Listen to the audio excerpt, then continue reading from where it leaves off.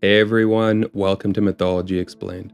In today's video, we are going to discuss Ymir, the first person to draw breath in all of Norse mythology. No other god, giant, monster, or creature of any sort existing before him. A giant so colossal in size that the blood that gushed from his wounds nearly drowned the entire frost giant race. So colossal in size that his body, ripped apart after he was killed, provided all the material used to create the world. Let's get into it. In the beginning, there was Ginnungagap, the Great Void, and within it were two primordial worlds, Niflheim, a realm of ice, and Museplheim, a realm of fire.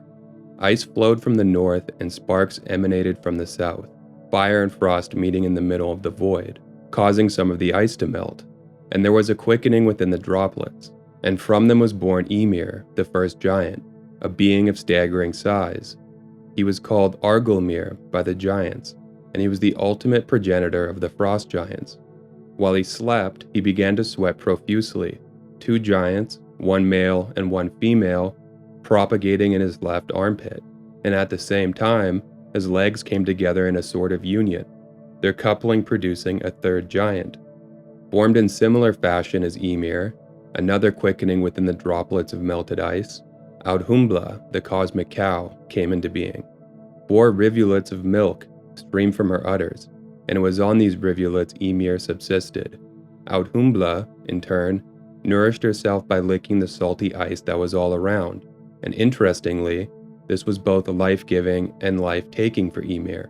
Life-giving because it allowed Audhumbla to produce the milk from which Ymir fed, and life-taking because her licking would unearth the harbinger of Ymir's doom.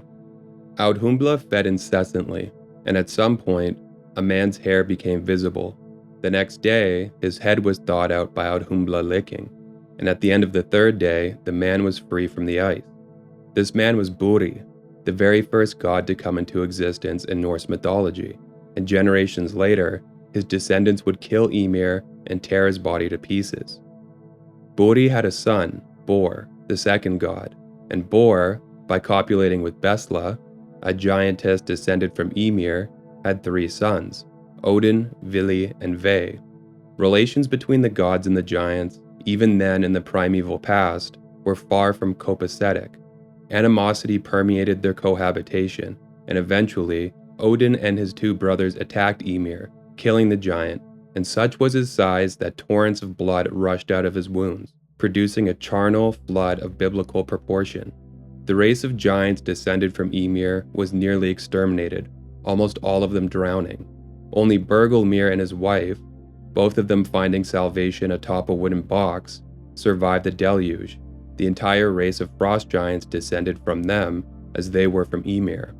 The 3 brothers dragged the dead giant's body into the center of Ginnungagap, and there they took to ripping his corpse to pieces, using all the parts of the corpse to create the world. Here's the passage from the Prose Edda that describes this. From his blood they made the sea and the lakes. The earth was fashioned from the flesh, and mountain cliffs from the bones.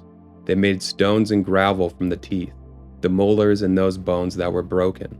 They also took his skull, and from it made the sky. They raised it over the earth, and under each of the 4 corners they placed a dwarf. They took his brain, threw it up into the air, and from it they made the clouds. The world created is described as a flat disk of land encircled by the sea. The coastal regions, collectively called Jotunheim, were given to the giants to dwell in, and the center, called Midgard, was given to humanity. The gods protected Midgard by using Ymir's eyelashes to build the wall around it, thus keeping it separate from the outer wilds, in which the barbarous giants roam. And that's it for this video. If you enjoy the content, please like and subscribe. Thanks for watching.